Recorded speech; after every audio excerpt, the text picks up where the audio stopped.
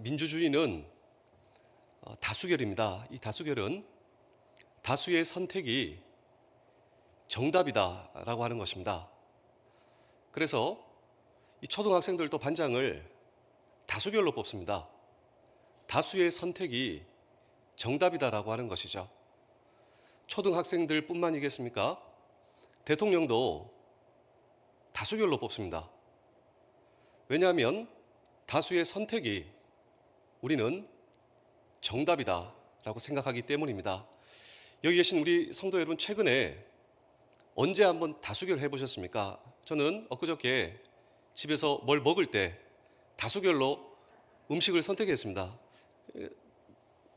다수의 선택이 정답이다라고 하는 것입니다. 그런데 성경은 구원에 있어서 다수의 선택은 멸망의 길, 저주의 길이다 우리에게 경고하고 있습니다. 쉽게 표현하자면 이 땅에 얼마나 많은 사람들이 살고 있습니까? 그 사람들을 붙잡고 이런 질문을 한다고 한번 생각해 보십시오. 당신이 구원받는 방법이 뭐라고 생각하십니까? 당신에게 있어 천국 가는 방법이 뭐라고 생각하십니까? 라고 묻는다면 이 땅의 대부분의 사람들의 대답은 분명 이러할 것입니다. 착하게 살아야 되죠. 양심대로 살아야죠. 저는 정말 이 질문이 중요하다고 생각합니다. 그래서 저는 어제 저희 자녀들에게 물어봤습니다. 누구야? 네가 만약 천국 가려면 어떻게 해야 한다고 생각하니? 네가 만약 구원을 받는다면 어떻게 해야 한다고 생각하니? 이 자리에 계신 성도 여러분, 정말 우리 소중한 사람들에게 있어 가장 중요한 질문이 뭐라고 생각하십니까? 바로 이 질문이 아니겠습니까? 그런데 성경은 이 다수의 선택, 우리는 언제나 정답이라고 생각하지만 구원에 있어서 다수의 선택은 멸망의 길, 저주의 길이다. 반대로 소수가 선택하는 좁은 문, 그리고 좁은 길, 이 문과 길이 저와 여러분들을 생명으로 인도하는 문이다. 그런데 이것을 선택하는 사람은 소수다 이 말이죠.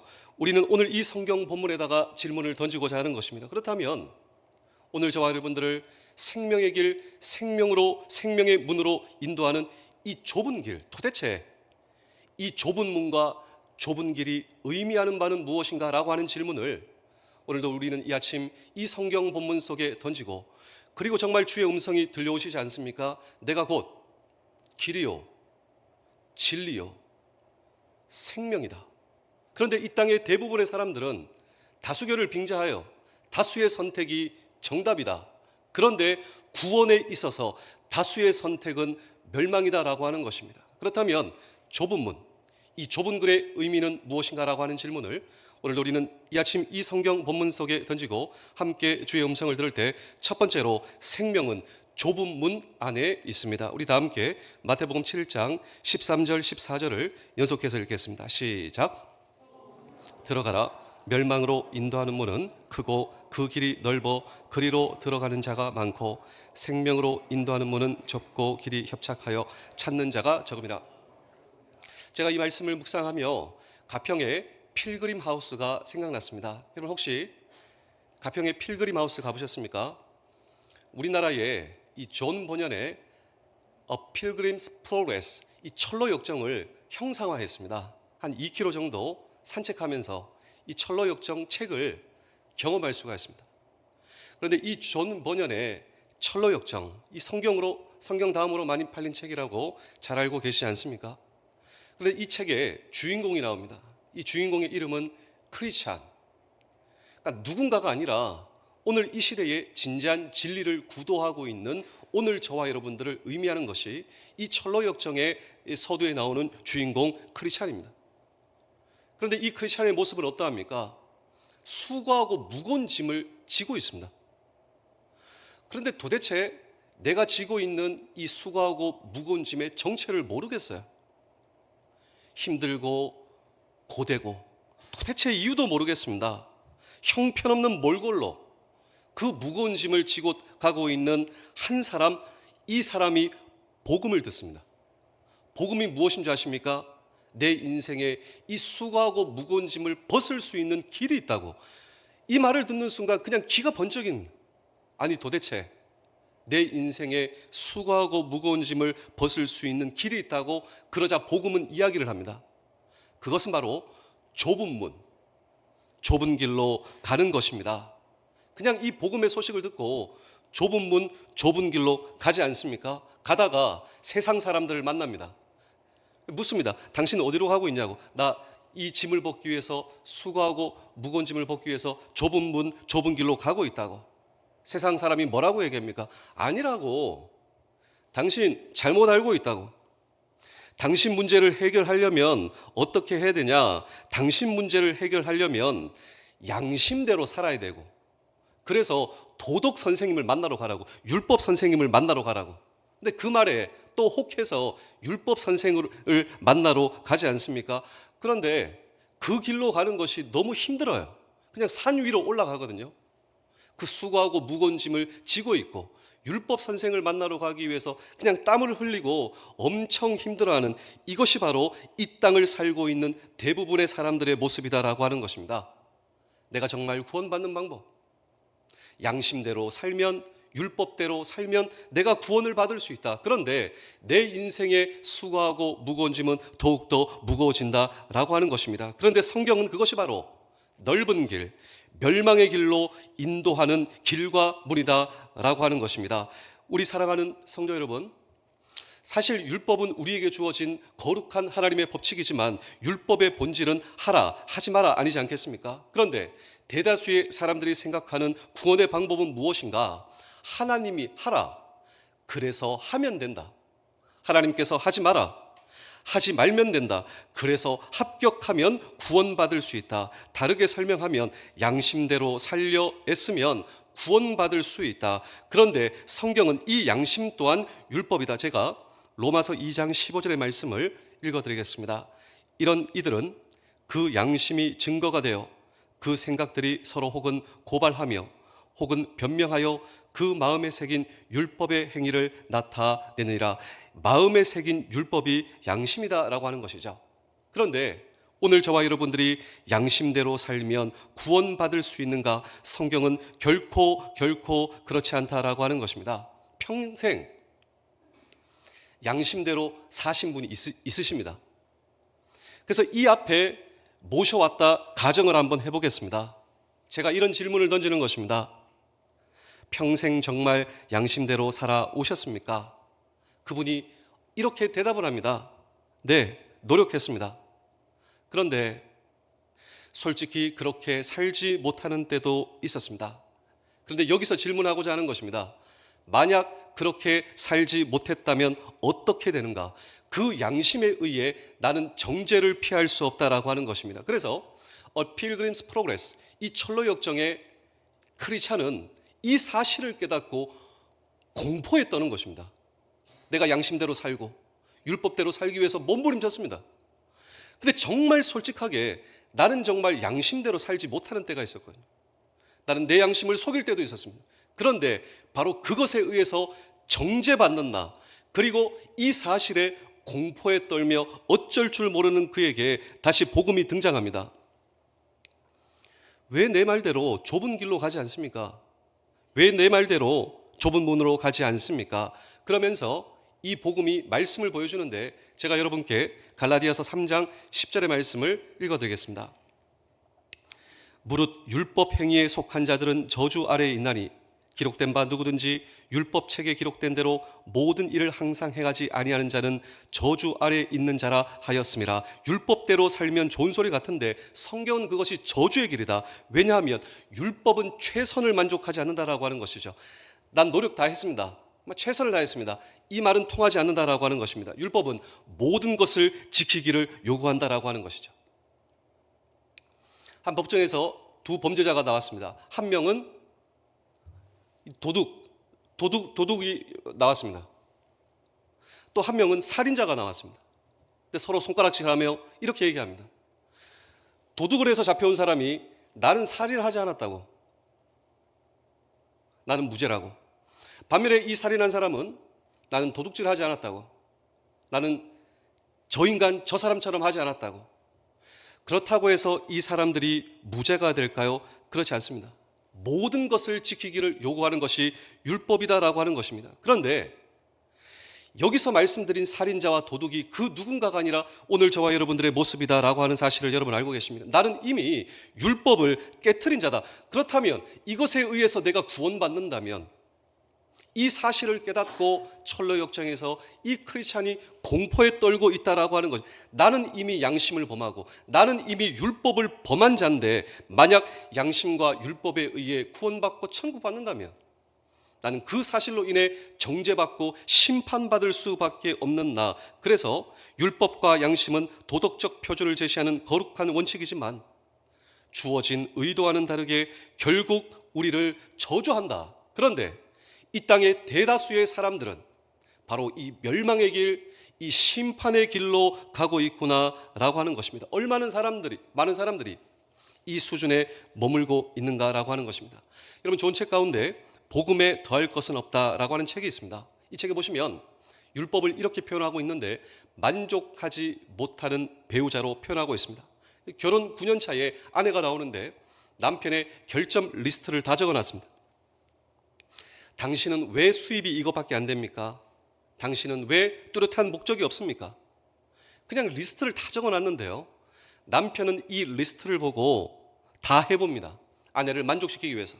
직업도 2가지 이상을 갖게 되는데 끝없는 아내의 요구, 만족하지 못하는 그녀 앞에 언제나 주눅이 듭니다. 왜냐하면 기준에 미치지 못하는 나를 생각하니 언제나 아내 앞에서는 죄책감에 사로잡혀요. 근데 문제는 무엇인가? 아내가 이렇게 얘기합니다. 수준 이하의 당신과 살 수 없어요 하고 아내는 떠난다라고 하는 것이죠. 율법에 속한 사람의 인생이 이와 같다라고 하는 것입니다. 언제 떠날지 모르는 내 스스로 불안과 두려움과 죄책감에 사로잡혀 있는 나. 그런데 성경은 이런 라이프 스타일의 사람들을 향하여 멸망으로 인도하는 넓은 문, 넓은 길로 가고 있구나. 오늘 저와 여러분들은 어떻습니까? 그래서 이 좁은 문, 좁은 길을 따라 사는 삶, 이 삶은 성경은 명확합니다. 믿음을 따라 사는 삶, 이것이 바로 오늘 저와 여러분들이 바라보아야 하는 삶이라고. 우리 마태복음 7장 13절에서 14절의 말씀을 다시 한 번 더 읽겠습니다. 시작. 좁은 문으로 들어가라. 멸망으로 인도하는 문은 크고 그 길이 넓어 그리로 들어가는 자가 많고 생명으로 인도하는 문은 좁고 길이 협착하여 찾는 자가 점이라. 자, 여기 보시면 하나님의 선물이 나옵니다. 하나님의 선물. 최근에 언제 선물을 받아보셨습니까? 그런데 하나님께서 오늘 저와 여러분들을 향한 선물을 주셨다. 그 하나님의 나를 향한 선물이 무엇이냐면 그것이 바로 구원이다. 그런데 이 하나님의 선물인 구원을 어떻게 받는가? 믿음으로 그 구원을 받는다라고 하는 사실, 이것이 바로 세상 사람들이 알지 못하는, 세상 사람들이 결코 알 수 없는, 세상의 지혜로 알 수 없는 좁은 문, 좁은 길이다라고 하는 것입니다. 하나님의 선물, 이 하나님의 선물은 구원, 이 구원의 기밀에도 불구하고 많은 사람들은 이상하게도 이 문을 녹화하지 않습니다. 이 문을 걸어가지도 않습니다. 그래서 좁은 문이다, 그래서 좁은 길이다라고 하는 것입니다. 한 성경학자의 이 하나님의 선물인 구원을 받는 이 믿음을 한 성경학자는 이렇게 정의를 하고 있는데 저는 이 정의를 너무 좋아합니다. 하나님의 구원의 선물을 받는 이 믿음의 정의, 여러분들은 믿음을 어떻게 정의하십니까? 이 성경학자의 믿음의 정의는 이렇습니다. 왕이신 하나님께서 구원의 선물을 나에게 하사하실 때 몸과 마음이 더럽혀진 거지와 같은 인생이 그 선물을 받고자 내미는 손, 이 손이 바로 믿음이다라고 하는 것입니다. 어떤 분들은 이렇게 질문할 수도 있습니다. 목사님, 왜 하필이면 거지입니까? 왕이신 하나님께서 구원이라고 하는 선물을 하사하실 때 몸과 마음이 더럽혀진 그 거지와 같은 인생이 내미는 손, 왜 하필 거지입니까? 이미지죠. 2가지의 이미지가 있습니다. 첫 번째로 아무것도 가지고 있지 못합니다. 거지는 말이죠. 그리고 거지는 지저분하고 더럽습니다. 그런데 오늘 저와 여러분 한번 생각해 보실까요? 내가 이 땅에 태어났을 때 빈손으로 태어났다라고 하는 사실이죠. 뿐만 아니라 어느 순간 어느 날 하나님께서 저와 여러분들을 부르실 때 우리는 빈손으로 떠나가는 것입니다. 그리고 내가 살아온 세월만큼 나는 정말 몸과 마음이 더럽혀져 있지 않습니까? 그런데 왕이신 하나님께서 이 구원이라고 하는 선물을 나에게 하사하실 때 몸과 마음이 더럽혀진 그 거지와 같은 인생이 그 선물을 내미는 손, 여러분 이 손은 공로가 아니지 않습니까? 이 손은 업적도 아닙니다. 그런데 내미는 손, 이 손은 매우 중요합니다. 이 손을 내미는 결심이 필요하다라고 하는 것입니다.